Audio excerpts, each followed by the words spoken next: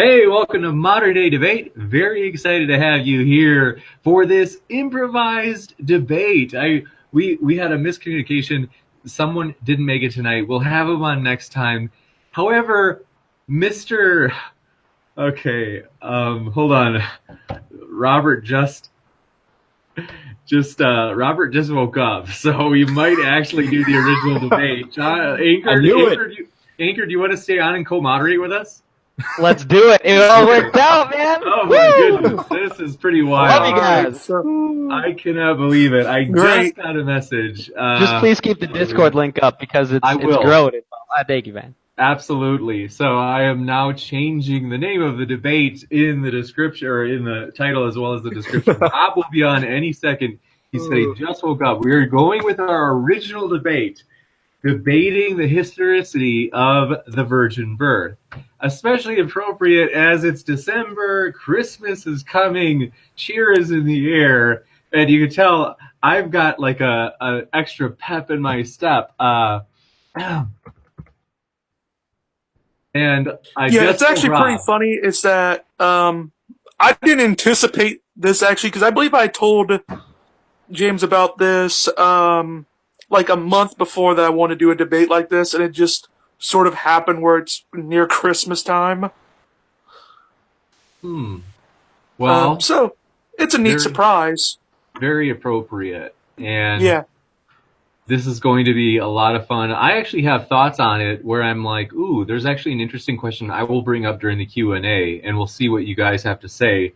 It's a trick question, I'll warn you. So you have to be careful not to take the pat answers that each side would take. I think you guys will both know better, but I don't know. So Rob is about to jump on, and in the meantime, what we can do is, because we're just getting started now, is we can do our introduction. So we'll let Rob introduce himself once he does jump on, and then in the meantime, we are going to have our co-moderators just share what's going on at their channel. I'm very happy that they're both here. So we're going with Anchored Alliance Evangelism, who is here tonight. We are very thankful you're here. He's co-moderating. We got a lot of help tonight. We totally appreciate that. Tell us what's going on at Anchored Alliance Evangelism's channel. Well, thank you very much, sir. I'm really falling in love with this channel, and, it's awesome. So, we're doing a lot of, after shows, really, crystallizing a lot of, different debates going on, which basically means we look at it after the fact. We really see the main points from both sides, and we kind of look at the standard, if it's which one's more biblical or what philosophy's better. We're starting to get more into that, which is really awesome. And we really welcome anyone to the Discord as well to talk about those ideas. It's been growing a lot recently, and I've really loved how this channel's been growing a lot too. So very thankful for everything that's going on, and really happy to be here. So thank you. Rad. Well, we are very thankful to have you here. So thanks for coming on. And next, he is JMD Apologetics 101. He is here tonight co-moderating. Thanks for being on here. And what's going on over at your channel? Not much. Right now, I'm actually, I just got done with finals today, and I still have one more to do because I'm a procrastinator with some things. But other than that, at my channel, I am hoping to get a response in on 7 things that theists say, responding to Mr. Atheist. And either my next video will be another logical fallacy, which I have a series on that, or dealing with the top 10 objections to the fine-tuning argument. So those are the video projects I'm working on currently.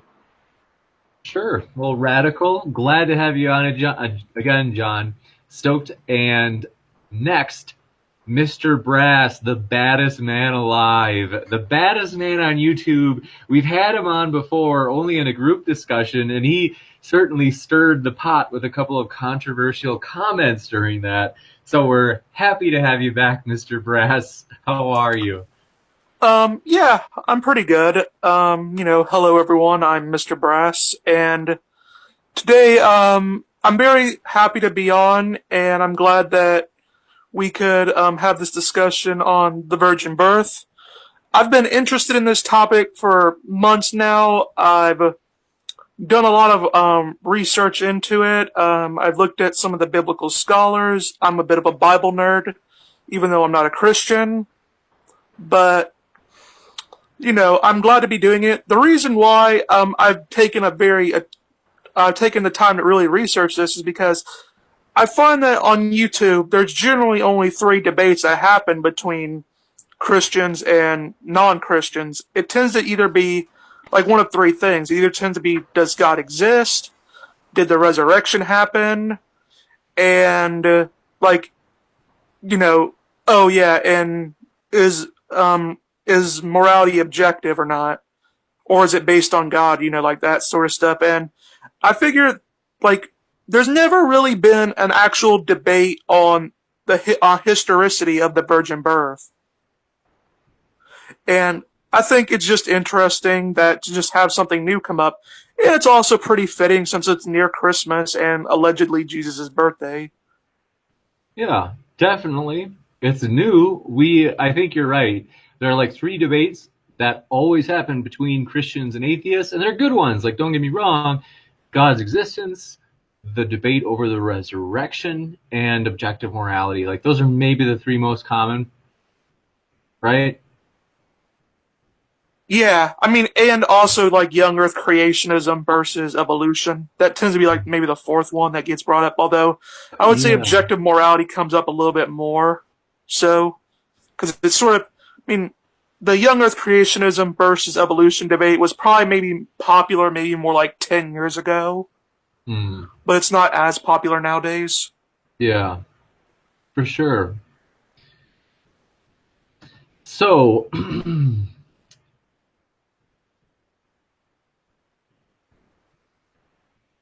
I don't know if Rob is actually coming. So,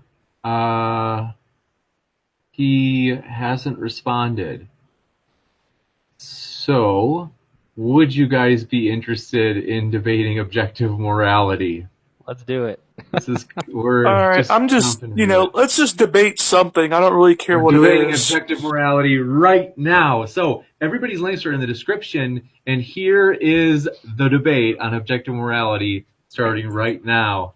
You got it. The floor is yours, guys. All right. Well, this is a little bit taken aback, but I'm going to be arguing for the position of moral nihilism.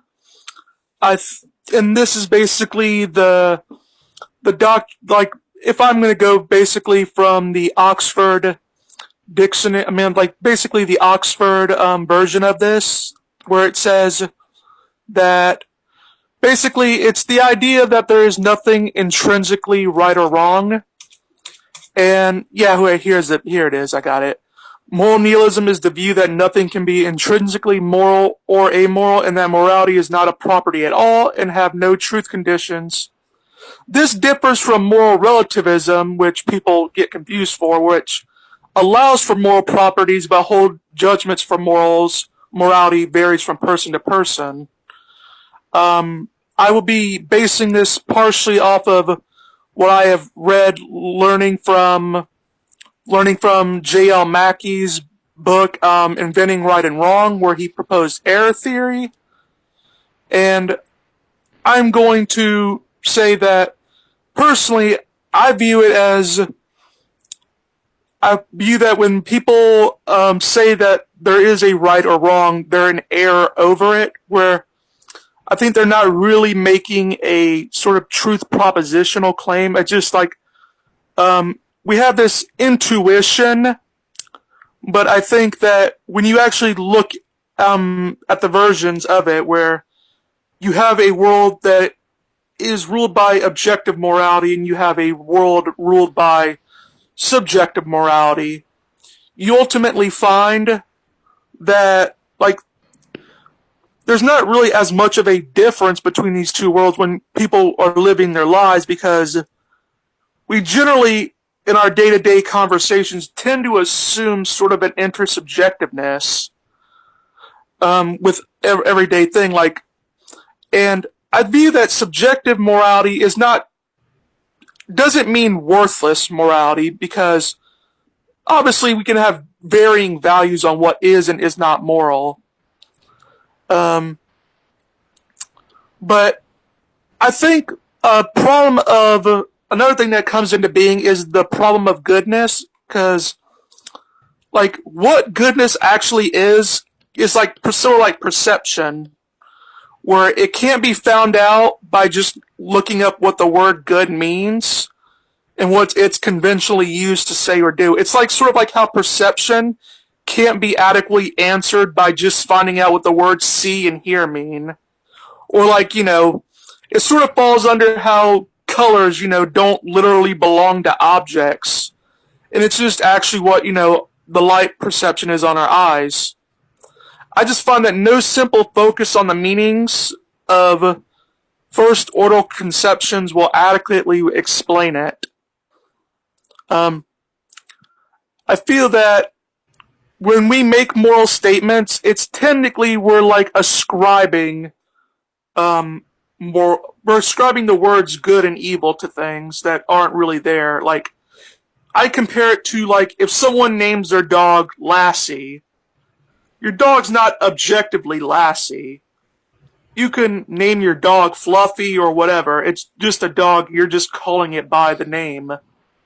I feel like that's all we're really doing is we're just putting a label on what we describe as good and bad behavior. I don't think there's really a reality behind it.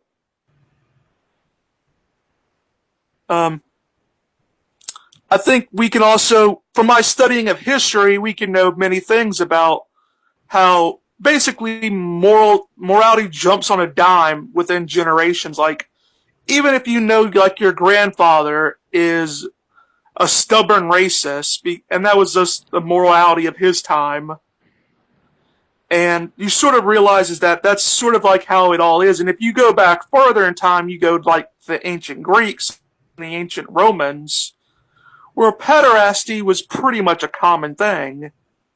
I mean, in some areas, and no one really objected in those areas to it.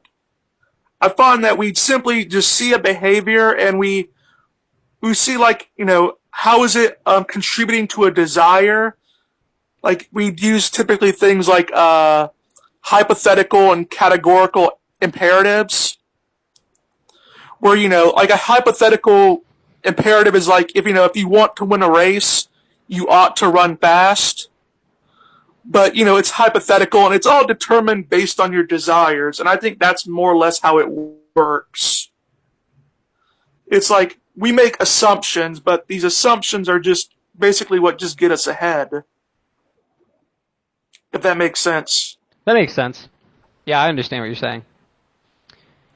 So is that like that would be like your basic outline for what you'd be arguing for, like moral nihilism, right? Yeah. Okay, that's fair enough. I guess what I would say as far as the intro and for everything like that, I think it might be a misconception, not one that this good gentleman's making at all, but there's like a misconception in general that people would have, especially if someone of like a Christian thought, that everything has to be 100% black and white in every situation. I do think there are certain variations, especially among many different denominations, but it really, we're obviously like having a debate. I'm not going to personally say like someone's not a good person because they have a different kind of morality. It's all for the sake of speaking philosophically. But if we really look at like a moral nihilism, which I've been able to study a decent amount through my time in debate, at that point, I guess we could just say like the individuals who are corrupt within the Catholic Church can just basically rape all the kids they want. And we pretty much, not only should we not really say anything about it, but there's no reason to. Like, there's no actual standard in which we can.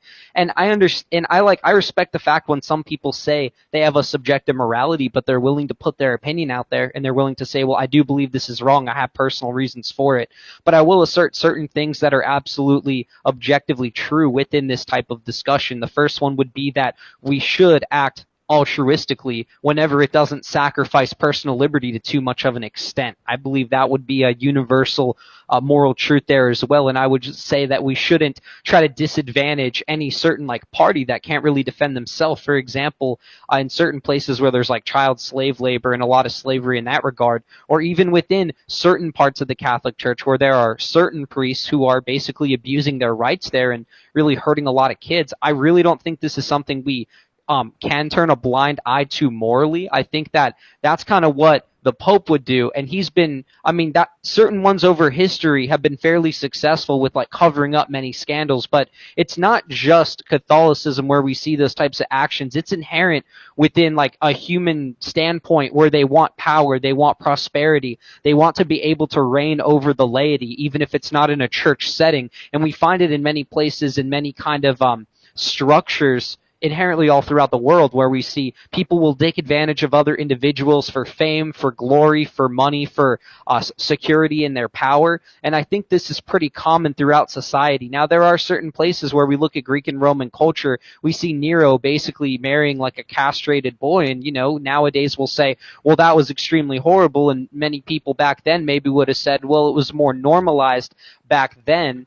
We can't really see the ultimate school of thought that like everyone thought back then, only what was normatively accepted within a cultural relativism.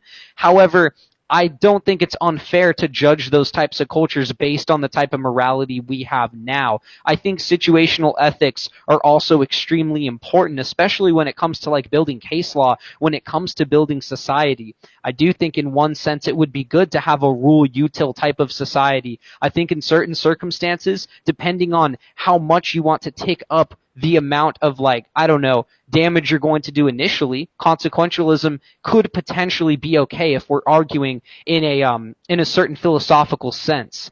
Like, if, for example, you could potentially argue, if you know someone has a very addictive personality, if you like were to slightly embellish how bad cigarettes were, but it kept them away from it, could that be good? I personally probably wouldn't go toward that standpoint, but I would say that a lot of philosophical ideas would be completely closed off when we go to moral nihilism. I think at that point we can't really say at all anything's good or bad, and what you basically do, then you basically lose out on having like any kind of subjective opinion. You no longer can have a subjective opinion when you basically subscribe to like a moral nihilism. I do believe, for, you know, example, for watching a little bit of what's going on in the comments, no, I do stand by objective morality in many different cases. I would say taking advantage of like anyone disadvantaged at all, especially someone like a child, is completely wrong. I don't think Hitler's morally neutral. I don't think Stalin or Mao or Pol Pot are like morally neutral. They picked off people in their society in order to maintain their status and their power. Like the Great Leap Forward wasn't a morally neutral or morally good act. It was morally bad. I believe we need to have a sense of civil liberty where we're just able to live out our lives, express these ideas, be able to have, you know, basically enough to continue living and take care of individuals who don't have enough themselves. And it's interesting when you see a lot of individuals who might go toward a moral nihilism, they try to hold other people to like this objective standard and say like, well, you need to abide by your own standard. But someone being a hypocrite and someone, if it even is the case, and someone not abiding by a moral standard doesn't really matter under that world. So I think that the main problem with moral nihilism is it shuts down all discussion. It's not everything subjective. That's not what moral nihilism is for some people who might be confused. It's basically that there isn't a way to evaluate any type of morality because a morality wouldn't exist. Subjective would basically say, well, we can kind of argue based on our opinion, but a moral nihilism would say nothing exists at all. So if you want to argue moral nihilism, you have to, with, you know, I can't see you, but with a straight face, you'd have to be able to argue that there isn't wrongdoing. There isn't a concept of sin by anyone else. Someone just commented, do as you will and harm none. Well, under a type of moral nihilism, you can harm anyone you want and basically do whatever you want, and it's completely okay. So I'm interested to see in the evolution of this debate if you are completely okay with like everything that we would call an atrocity or a bad, you know, I suppose a something like of a negative quality within human beings that hurts them, if you believe like all of these things would be not only subjective, but things that ultimately don't really matter, things we ultimately shouldn't talk about, like a raising epidemic of suicide amongst many different communities and depression that sweeps about other individuals as well, like at the point where we can say the well-being of a society and a stopping of people from degrading their life quality doesn't matter at all, and it's not something we should ever think about. I think it's a dangerous idea that we should just immediately throw out because of the fact that now we're not aiming toward a purpose. We're not aiming toward like a cause at all. I think altruism is something that human beings generally know is the right thing to do, to be able to help people in their time of need, and I believe a core of Christianity would be self-sacrifice as well. And that's one of the most important qualities that anyone could have. Even certain Middle Eastern cultures will take someone who's a foreigner in and protect them against an invading enemy in order to save their life, because they're just good human beings and it's something they have intrinsically that's good. I suppose that's something Pelagius might argue, but I wouldn't disagree with him on everything. I'm sure Ocean would like hearing that. But either way, I think it's important to understand how there are lines we can draw in the sand. And if you go with moral nihilism, then you can't draw a line in the sand. I suppose that would be like the impromptu intro for this kind of topic.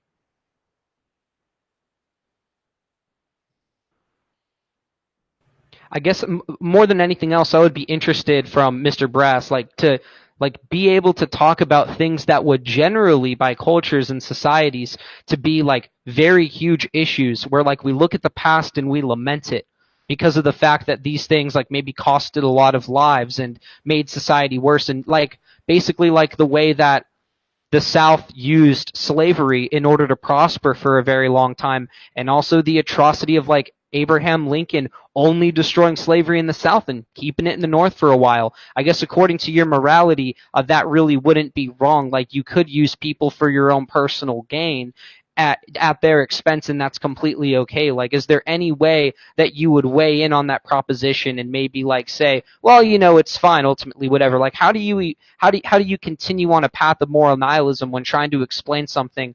Like, how do you engage in an objective morality, I guess, when you're a moral nihilist? Like, how would you engage with me if we were debating morality and ethics if you don't believe morality and ethics exist? That would probably be my main question, because I'm curious how the debate evolves when we have a situation where someone says, like, there isn't really a sort of, because even if someone wouldn't be considered to have an objective morality, they could have ethics. So if you have neither, like, how would you even be able to engage with what I'm saying? That would be my main question to you. Alright, I mean, is that your turn, or should I have to wait until afterwards? I don't want to cut you off or nothing. Oh no, I'm good. You can go. Alright, well, I mean, I just want to get the basics out of the way with this. Like, we need to distinguish between first order and second order moral and ethical statements. Basically, first order deals with distinguishing good and bad dispositions, and basically, it's about giving a broad principle that provides a framework for judging situations. Like, some people give the idea that we should minimize suffering of sentient beings, while a second order deals with more meta things, like, like what is going on when someone makes a good or bad disposition. Like when someone is distinguishing good and bad dispositions, or when they're providing a framework. A moral nihilist is perfectly willing to accept that we do have this basic way of distinguishing good or bad, but but more or less in the same way how we can distinguish colors. It's like, or we can distinguish flavors of ice cream from each other. It's not because like there's an objective, flavor of, a good flavor of ice cream. We all each have our own preference with it. In regards to, let's say, the Catholic Church, or I'm pretty much familiar with the Catholic Church as I did a video on the Crusades and stuff like that. But when you actually do look at history, we find that a lot of times the evil that we tend to know tends to be what I like to call the popular evil. The popular evil that is promulgated by, like, the winners of the war. We hardly ever hear about, like, except in very rare cases, what the evil people, like what the losers, like the loser side of it. Like, when we go through, like, the Crusades, for example, and you have Muslims and Christians killing each other for their belief, for simply, like, some of it's political, but also a lot of it also has to do with their religions, and we find that probably, like, the only people there that really had religious tolerance were the pagans, who both the pagans and the Christians hated. And we generally find that history tends to be written by the victors, and I believe we can establish a framework, but we also need to, like, I believe, like in science, we can establish a framework for, like, let's say, a model a set of principles to go by. If And I we're may just go basically real quick, and it'll just be quick, and I'll let you like elaborate on it. sure. What kind of philosophical framework do you think you would abide by as a moral nihilist, and why would it be a good general framework to go with? Well, basically, it would really depend on like the culture, the situation I'm in. Most people tend to abide, like at least in today's culture, we tend to abide by something like a very basic one, like Sam Harris argued for, which I disagree with him. But it's like the idea that we should minimize the suffering of sentient beings. Now, I think this is speciesist because you're assuming that specifically human beings and not, let's say, rats or dogs are, we should be concerned with their flourishing, our flourishing instead of theirs. So, I mean, I think but, we are a tribalistic group. Evolutionary, we're very tribalistic, which there is good reason for that because it's a way of group survival and it's a way for us to, it's how we come to really, work with things in society.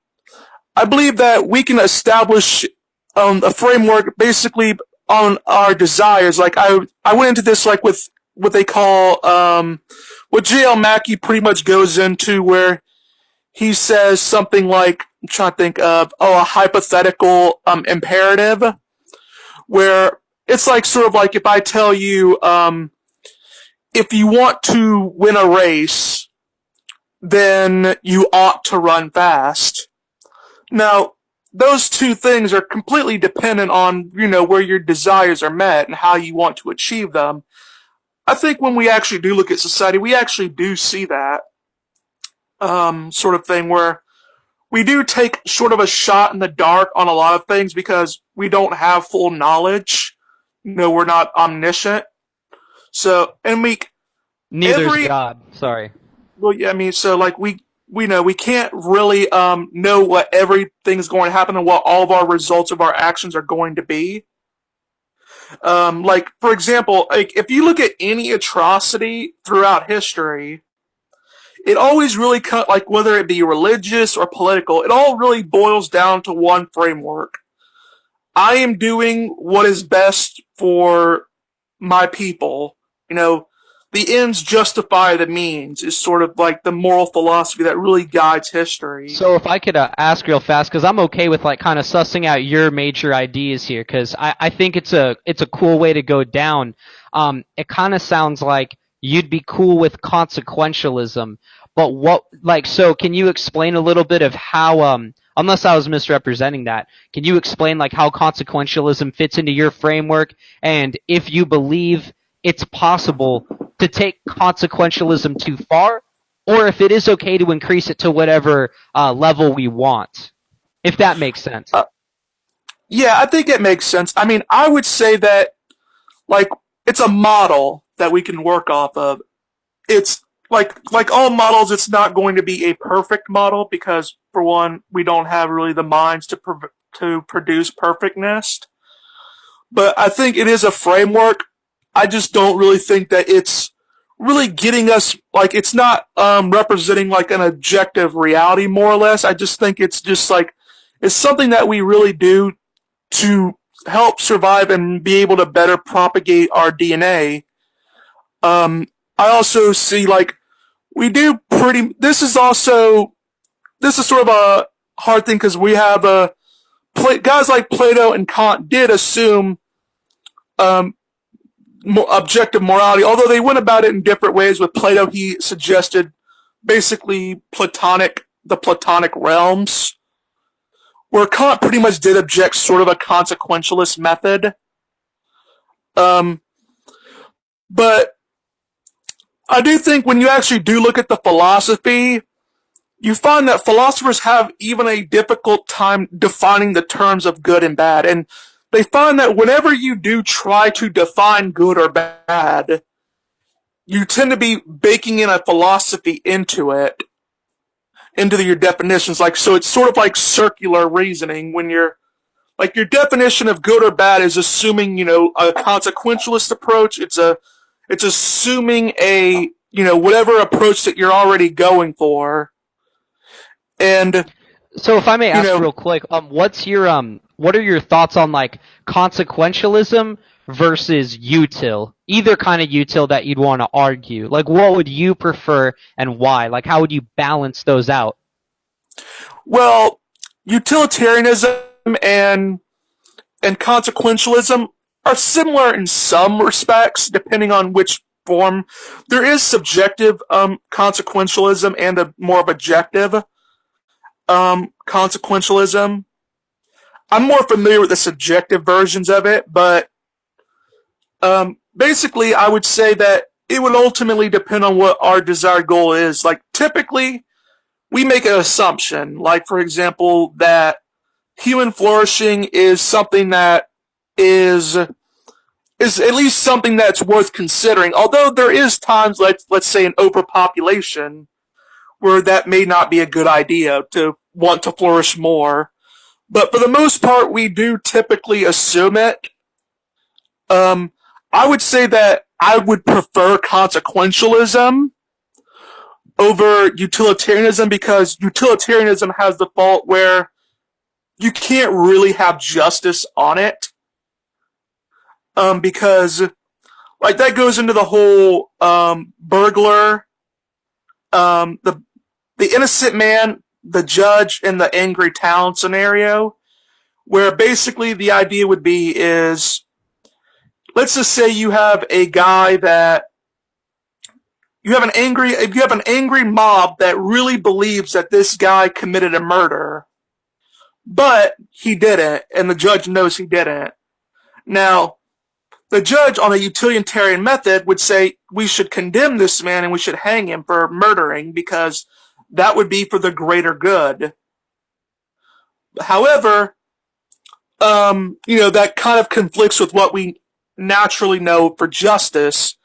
Now, it's an assumption, like, justice, I believe, is sort of a social construct. We don't really find it in nature. Like, when a shark, when a lion eats a zebra, we don't really question the justice, like, let's say that's going to happen to the lion.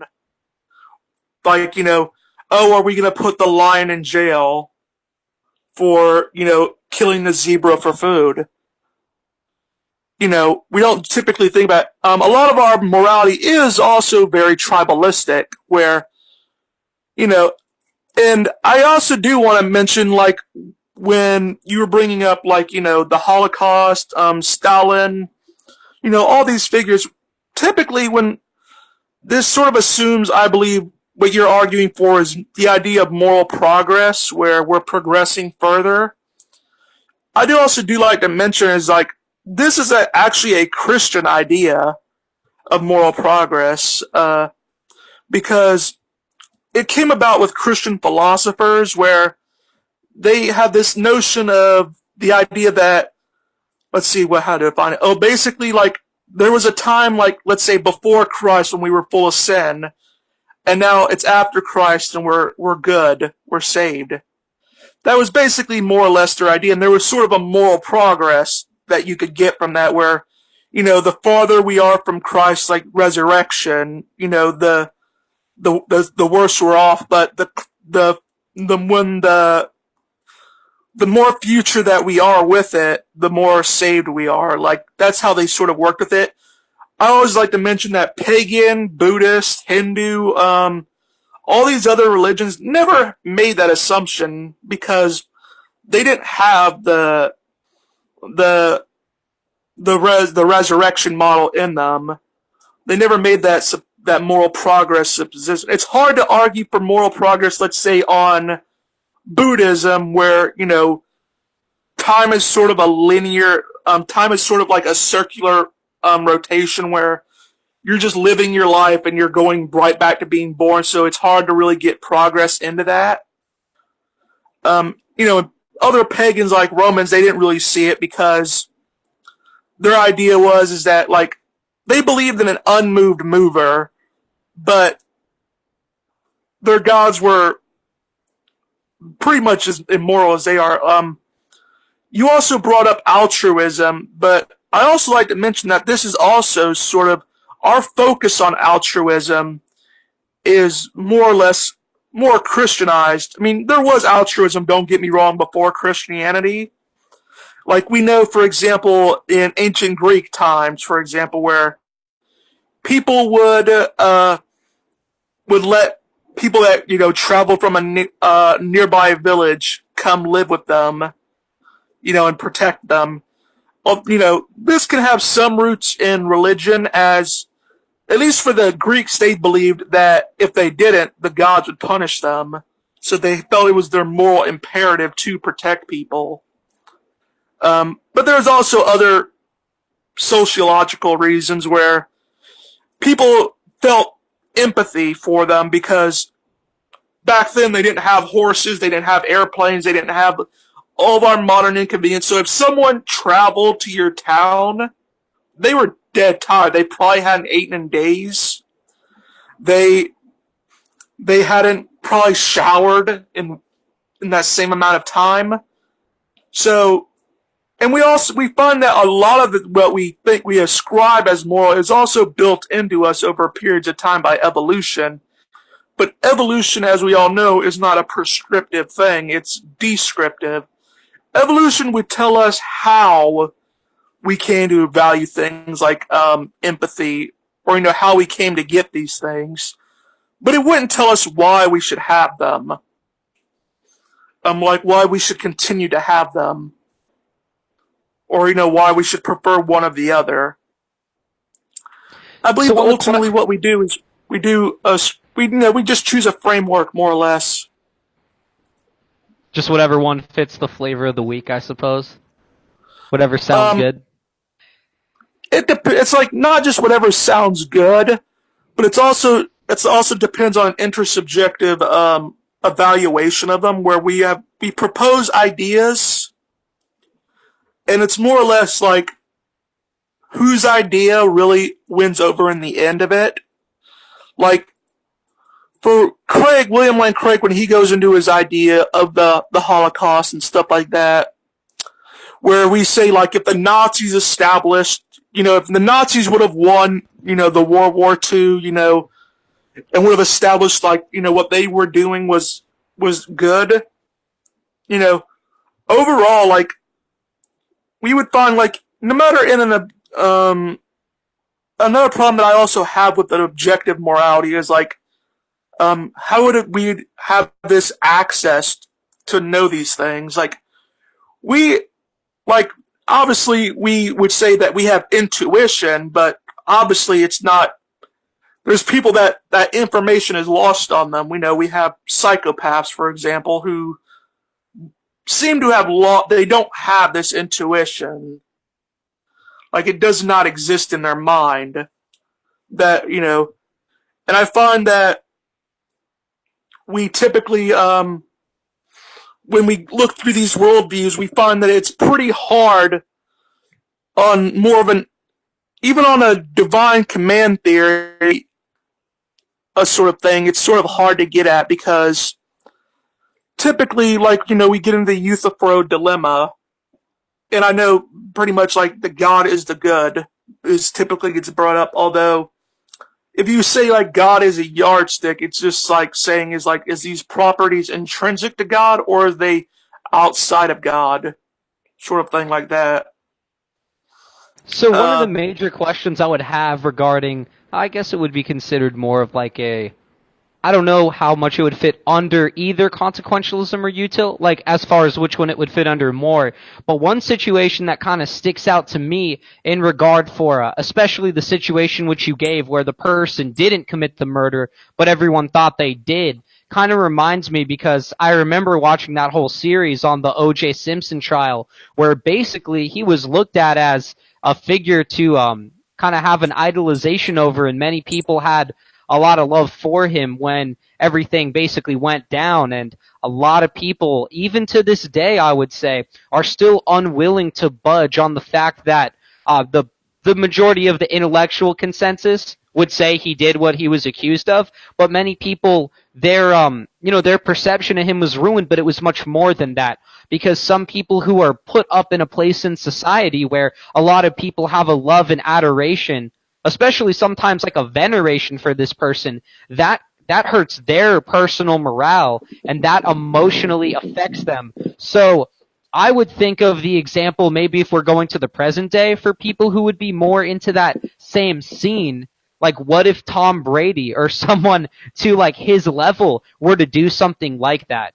Is it better for society to keep that hidden and to let someone like him kind of walk away free from it? And hey, if it doesn't exist in the minds of people that it occurred, does it ultimately matter that it happened? Or is it better to uphold public justice even when it kind of hacks at the roots of society and people believe, well, if this person who I really looked up to, if they're this bad, then that could degrade the overall trust of society. And really, who knows how far that rabbit hole goes, because once you can't generally trust people anymore, a lot of society breaks down, and there's really no way to know which piece of straw will break the camel's back. So if someone, whether it be like a leader or a king or someone like that in society, is it better to just put them in a good position and keep them cleansed, like give them a diplomatic immunity in the eyes of the laity or the population in order to like maintain the social order?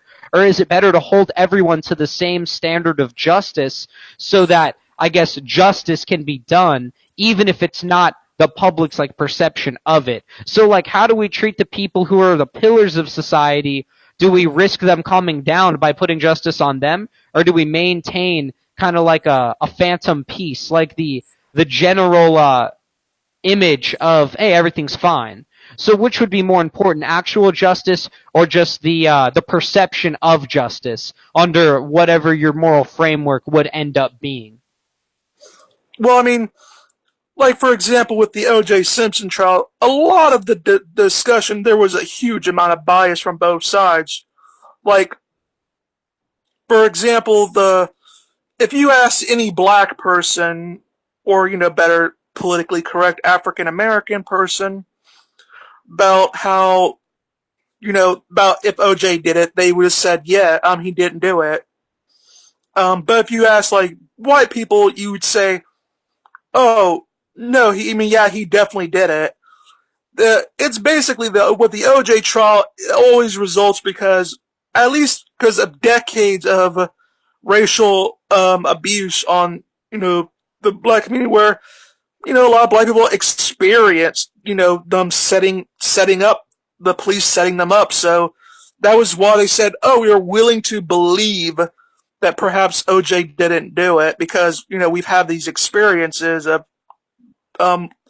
people that are in higher places, like who we think that we should have more authority over.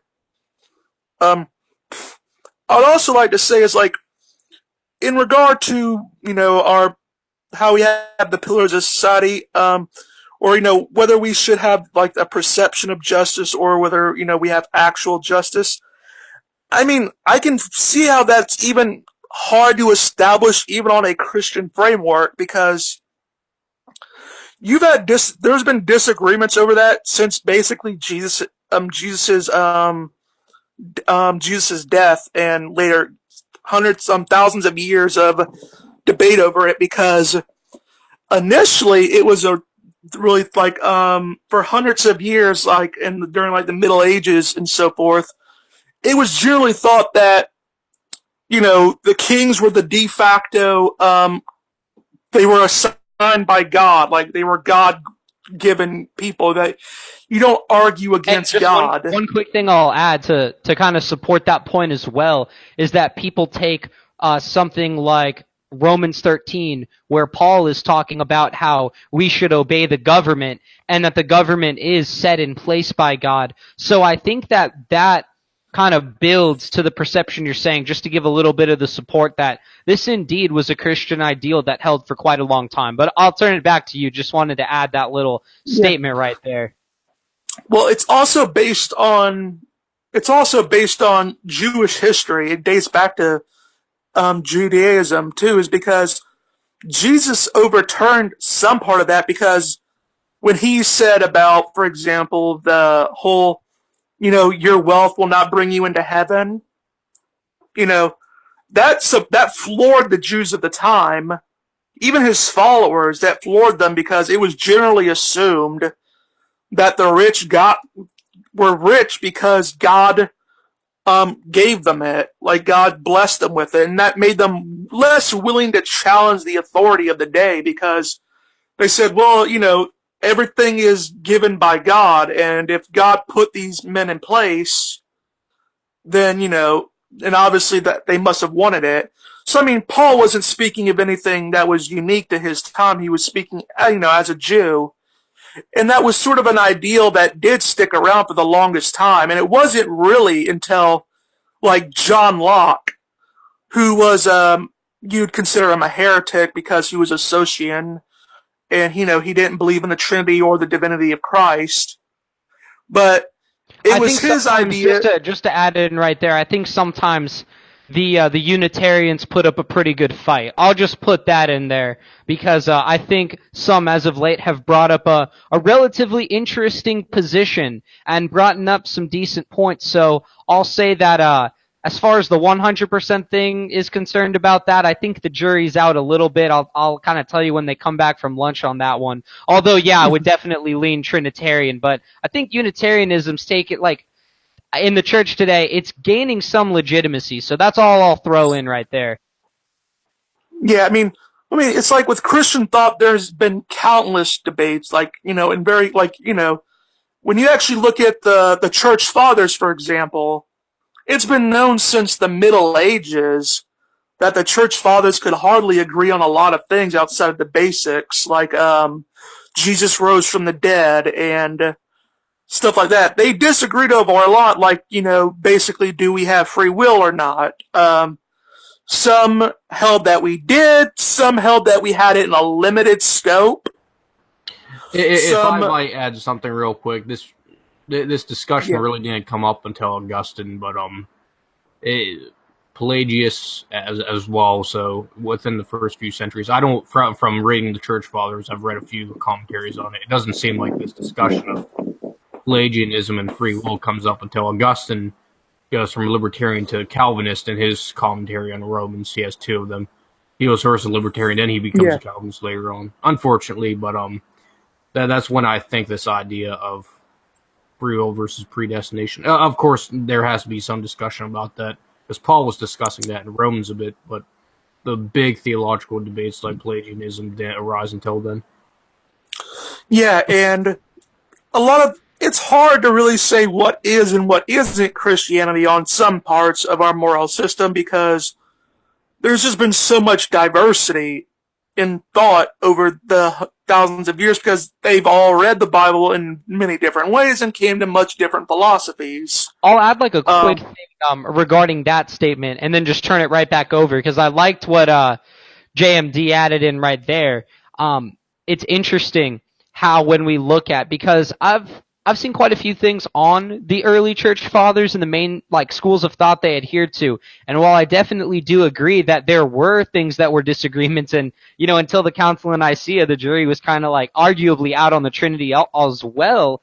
I think Augustine or Augustine, either way you want to say it, I mean, he had so much pull throughout time. And it's really no secret that he was a hardcore advocate of things like Manichaeanism and Gnosticism as well to some extent, and there is debate, and it's a good subject on how much that was brought in.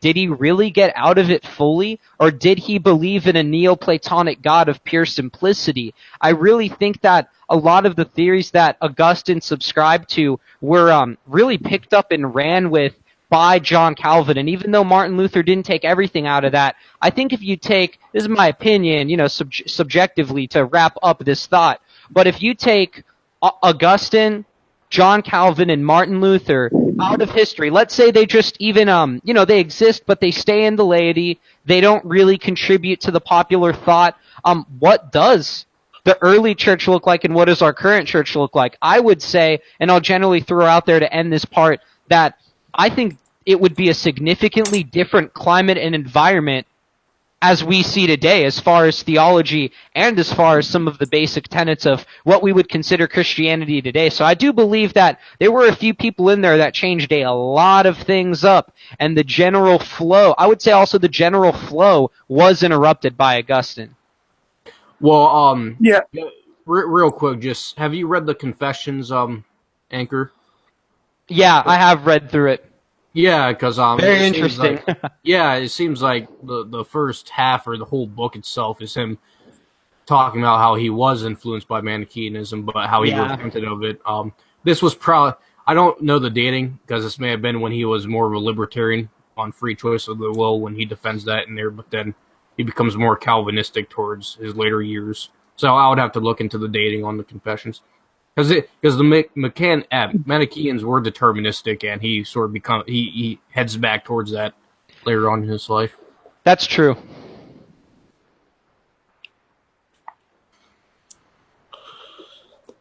Yeah, basically, when I was getting to the error theory, error theory is more the idea that, like, when people are making, like, moral judgments, like, implicit claim, and among other things, like, they seem like they are pointing to multiple things that are objectively prescriptive, but we know that these claims are all false.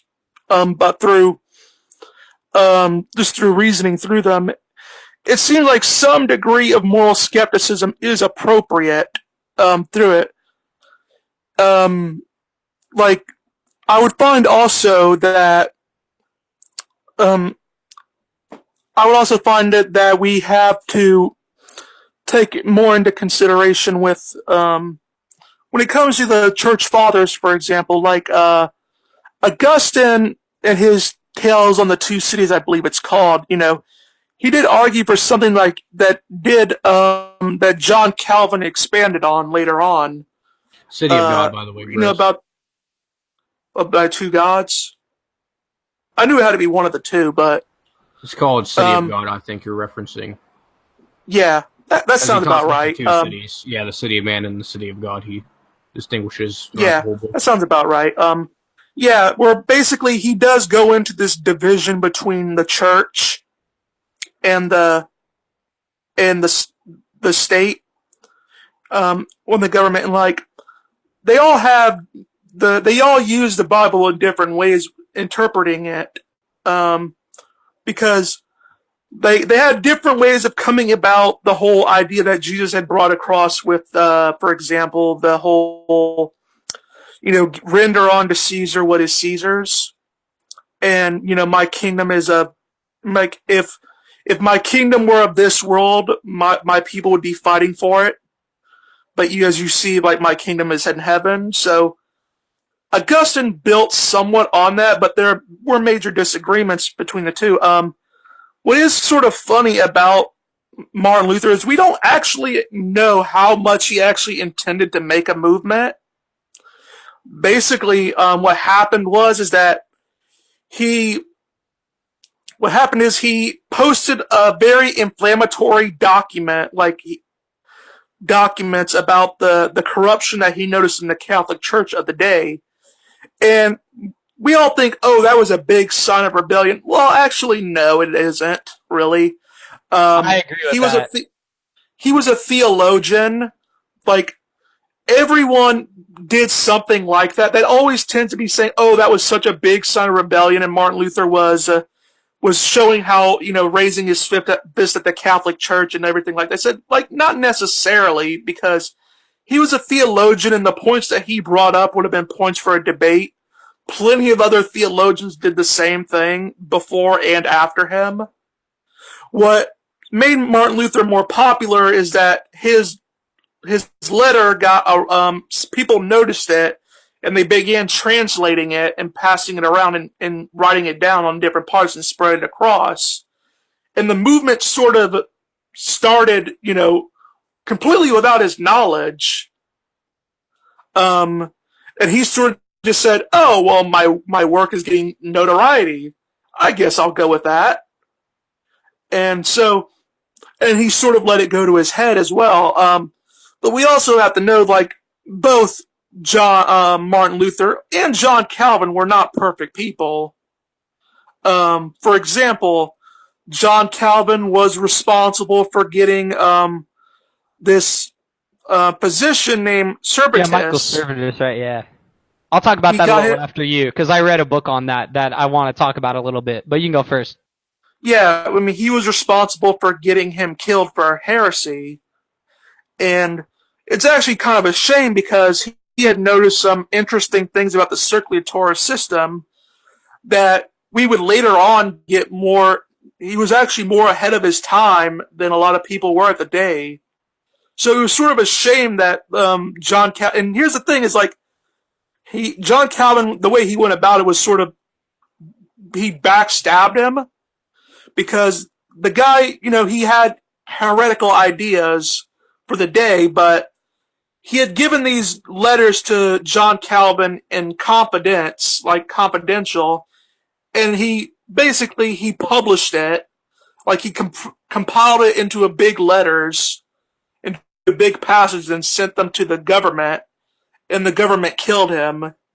Martin Luther was also vehemently anti-Semitic, which that was partially what that was partially the environment that Hitler grew to power in.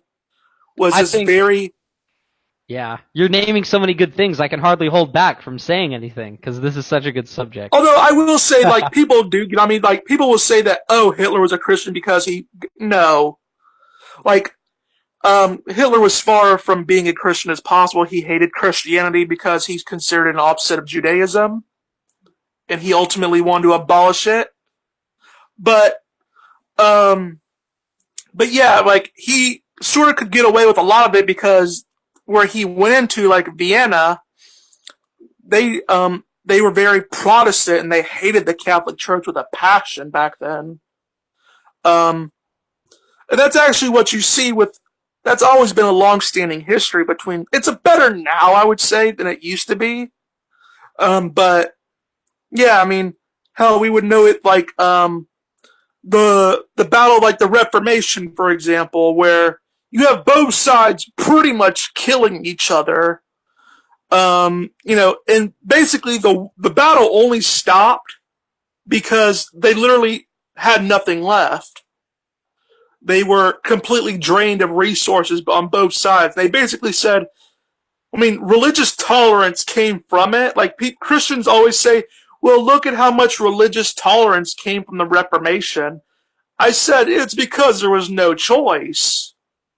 Like, I mean, if let's say you have a race war, and you have two sides fighting each other for about, 100 years or so, like absolutely killing and demolishing each other, I wouldn't be surprised at some point that they say, you know what, I'm just going to be happy believing that you're going to hell, or something like that, and just to not fight each other anymore. And there are Because like a it's, lot of. Oh, sorry, I'll let you finish this point. yeah. Well, I mean, like I'm saying, it's like, but that's another thing is like with Christian morality is like we find that I mean, obviously, someone could always make the argument, many Christians do, is that, Jesus didn't tell his followers to kill each other over him. But I also do find is like a lot of things, like there was I'm trying to think how to say it, ambiguity, where, where Jesus wasn't, because Jesus spoke in parables.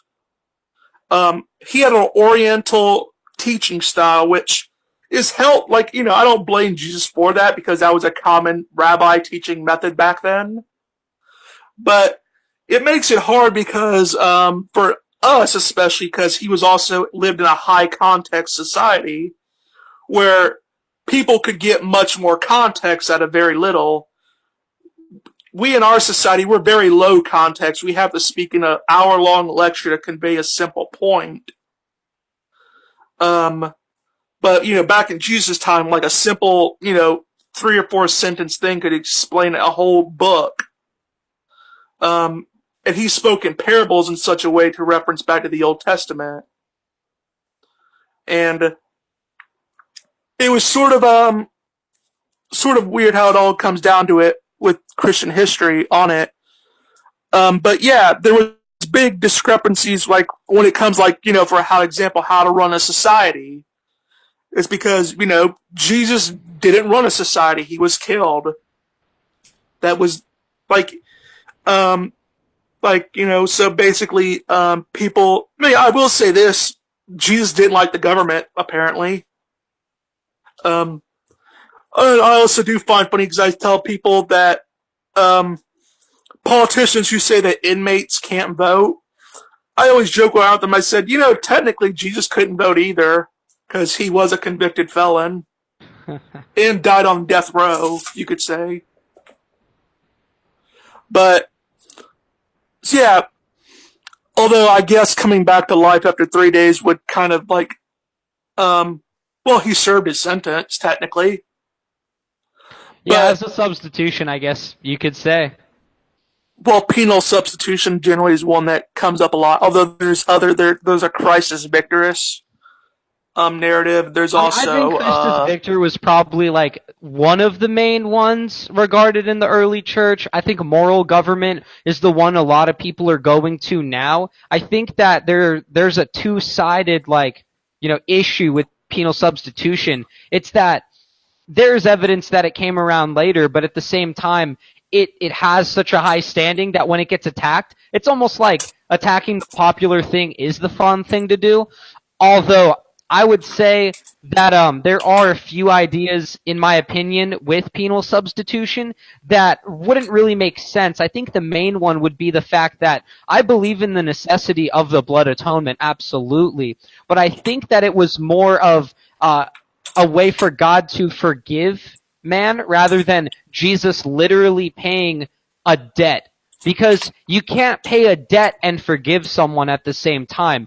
If someone's debt's paid, they don't owe one, they don't have to be forgiven. If you forgive somebody, the debt is canceled, it's not paid. So that's one of the main critiques I would have of penal substitution. And just to kind of go back for just 1 minute, for the other early church fathers, I think it's interesting how we take people like Martin Luther and John Calvin and we put them up on pedestals, but then we say, those same people would still have the disagreement with the Catholics, if you're baptizing infants, then you can't even be a Christian at all. And while I don't believe in, an original sin, so I wouldn't agree with baptizing infants, at the same time, I think it's kind of ironic how the people who ran with Calvin, who are not representative of the modern day Calvinists, but back then they would kill Anabaptists. And it's weird, now the modern day Reformed Church would say anyone who baptizes a baby is not saved. So it's weird how there's this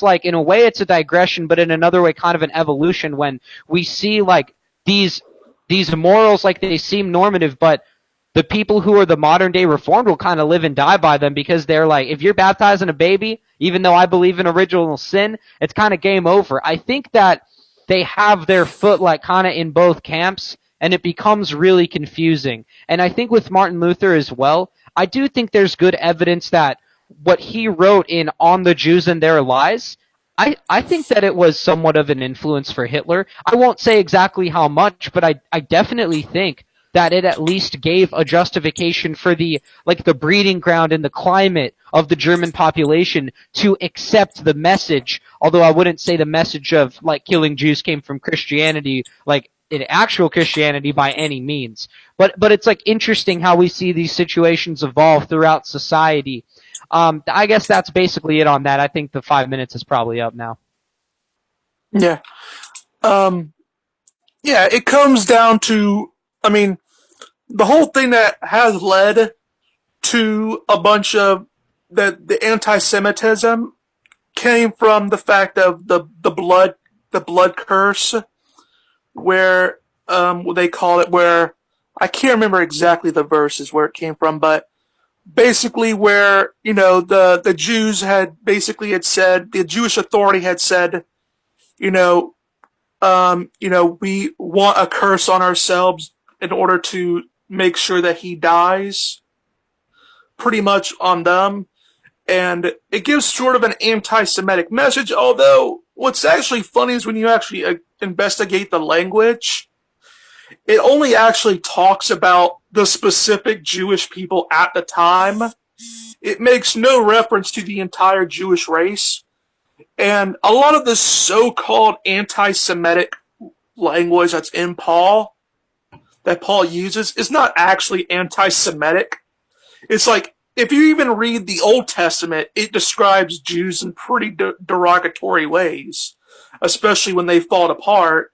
And Paul, and even when you look at our earliest records that are near Paul's time, we find that Jews spoke in pretty much the exact same way. Like, they were very polemical people. Like, the people that ragged on Jews the most were probably other Jews. I feel like there was a movie about that I watched like 2 years ago. I forgot what it was though. Well, I mean, I just always say it like this. Apparently the Jews were so annoying that even Moses told them to shut up. It's actually pretty true. When you actually go into the Exodus.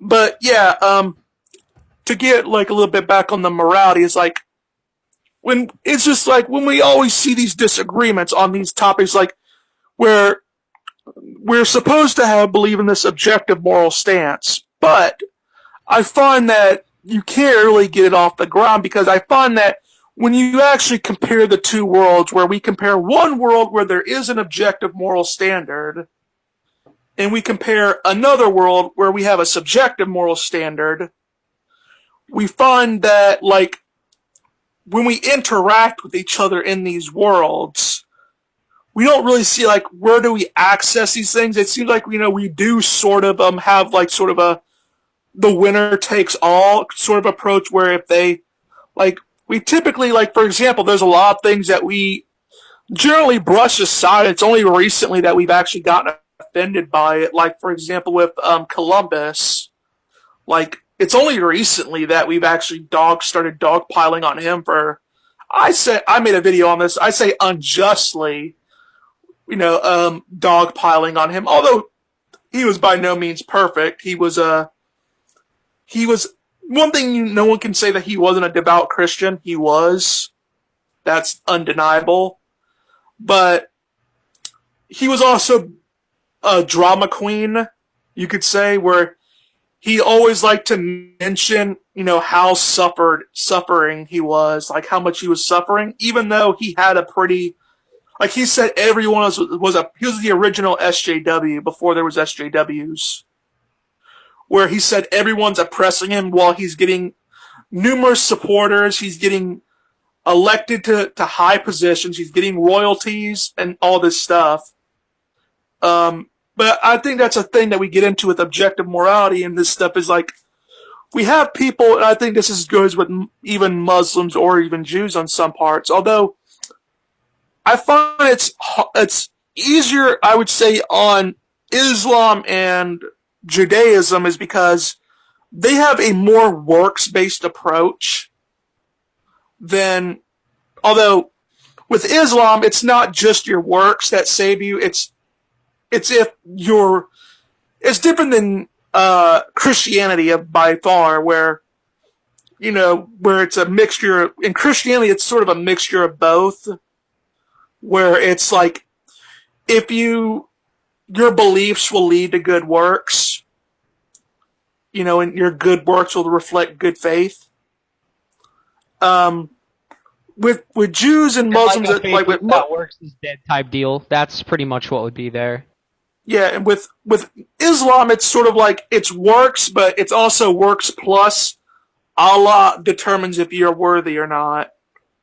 So with Jews, it's basically just straight up works, where they more or less just they take, like, because they believe when the Messiah comes, you won't even need faith. It'll just be completely obvious that the Messiah has came. They obviously don't believe that Jesus did that.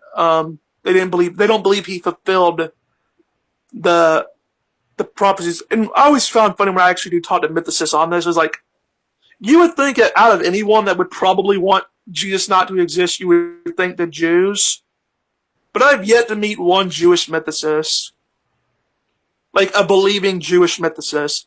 I have met a Catholic preacher who is a mythicist, which I do not know how he reconciles that.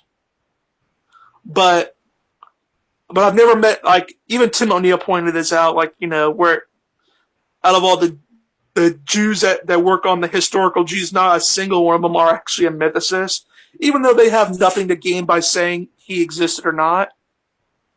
But anyway, that's another topic for another day. But yeah, we also go into Aristotle and how he viewed morality, where he went sort of like a Nietzsche-Machian ethics by saying that the good is that by which all things aim, and its ethics is a part of a science which he called politics. Politics was, at least in Aristotle's world, was connected to ethics, although today's politics does not reflect ethics at all, you can tell. But yeah, I found that when we compare the two worlds, I don't really see like how someone can really go to them, because it seems like either way you look at it, there seems to be this whole thing about where we can't really understand these situations and how we reach this knowledge of what is right or wrong. And like I would say, like, people will say, well, it's intuitive, but people also say the same thing about Christian doctrines. It's intuitive that you would know them. But the brightest men, who are all said to have the Spirit of God on their side, came to varying different conclusions on things like free will, things of sort of like, faith versus works, whether Platonism could co-opt into Christianity. That was another big debate. And really the fact that for many people, like, a lot of Platonism's in Christianity right now, and people love it. I mean, they're eating it up, and they don't want to really get away from it. And although I wouldn't say it's like a salvation issue, I do think it's one that when we take a really good look at it, we see that some things have been distorted. And it's interesting how that's the case, to the point where even someone who's gotten away from some of those ideas, such as myself, who knows, there might be other ideas in there that I could be holding on to that I just don't even know yet, that were embedded within Neoplatonism, which was, I mean, that and Gnosticism were very popular enemies that arguably almost ravaged the church apart in the early centuries. So it's interesting that even Neoplatonism was very common, like even in the Middle Ages. Trying to think, Copernicus, for example, was a very devout Neoplatonist and a Christian at the same time, where he sort of worshipped the sun as well, weirdly, like that followed into his Neoplatonism, which is actually sort of funny. That's how actually he came to the idea, partially that the world revolved around the sun and not the other way around, because he sort of had this Neoplatonic sun-worshipping idea that he embedded within his Christianity. If you actually read his book, it reads like a dang theology book. Like, it has some science in it and some measurements, but it reads like a theology because that's sort of what he got into. He made one reference to Samos of he was a Greek astronomer, something like that, where this is the earliest case that we know of someone believing that the sun went around the earth, and he literally dug through, Copernicus dug through tons of Greek philosophy to find this one different theory, because he could not accept geocentrism. Because he thought it made God look like a fool, because he thought it was too messy. Although I would say even then, it's like there was disagreement over even that, because you had some that thought the geocentrism was messy, and some that said, oh no, it works completely fine. So I found Mike, that there's always been this sort of conflict between the two. what we might do is give each debater maybe just a minute to give any sort of like concluding points. And as we kind of like wandered, with it's okay because we've had some interesting ideas tonight, which is exactly what we want.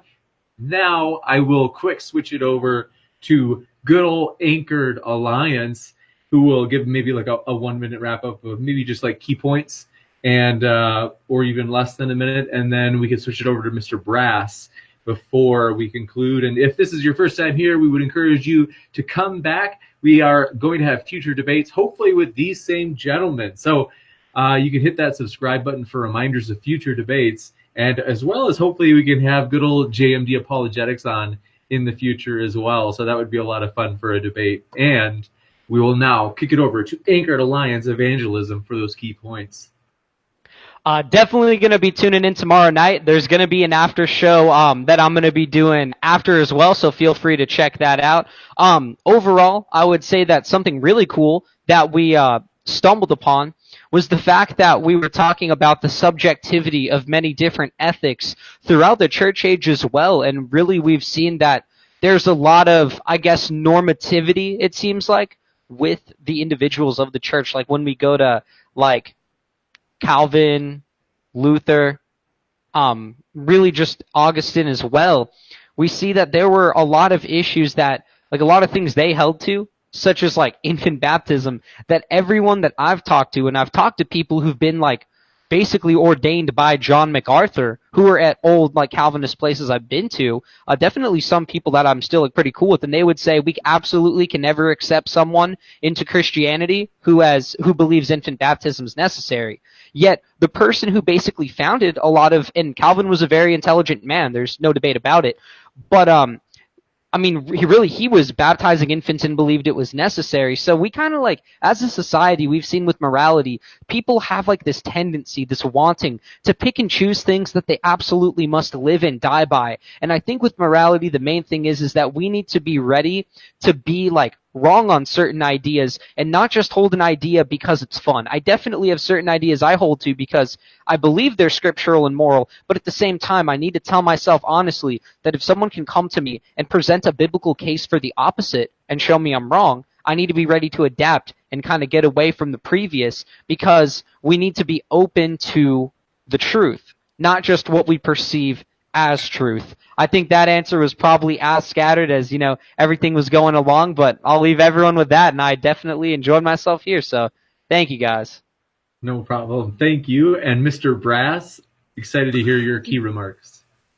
Yes, I did feel that we did tumble into some, I wasn't expecting it, but we got into a lot of church history. I feel like I did a good job keeping up, on the main points. Like I said, I'm a bit of a Bible nerd. I've always liked studying the topic. But I find that when it comes down to the main topics of, when it comes to hypothetical and categorical imperatives, with when it comes with the moral nihilism, is like, no real person, I think, denies that hypothetical imperatives exist. That, like, if you want to win a race, you ought to run fast. Or, it all corresponds to a desire that you want for your goal. I would simply say, like, categorical imperatives, like where it would say you ought to run fast, is true irregardless of your desire for the goal, which I think is a much harder case to raise. But I find that you're absolutely right that we should always be open to changing our mind on something. It's not specifically on Christian doctrine, but mainly on everything. I mean, I'm always willing to hear an argument out on pretty much any theological doctrine, whether it be my own beliefs or whether it be, Christian, Muslim, Jewish beliefs. I was expecting to debate on the virgin birth. I prepared more for that, but I mean, it is what it is. I had fun either way. I'm glad that I got to, especially get to talk to James and John and JMD on this. It was very fun. It's my first debate on the internet in a while, so I had a lot of fun with it. Thank you. Well, we're glad you're here, Mr. Brass, and we're also glad that both Anchored Alliance and JMD are here. So I want to say thank you guys for all participating, and thank you as well for the audience, the ideas that you shared in the comments as well. I always enjoy reading those as I'm trying to both pay attention to the debate, and also it's fun to get to read comments. And so thank you for your ideas that you shared as well. And to these gentlemen, I almost didn't mention it, forgive me. Their links are in the description. Totally encourage everybody, go check out their links. They have both Discord. I don't have a Discord. I encourage you, though, to go check out theirs. See what they have there. You can join the discussion as well as their channels. Even if you don't agree with them, there's value, I think a very genuine value, in going to channels that you don't agree with and listening to them so you can hear it firsthand. So then you can know and say, hey, I tried to give them the most charitable hearing, you could say, by listening to their own channel, not just listening to people's channels from my own view. So thanks for checking in, and keep sifting out the reasonable from the unreasonable. Have a great night.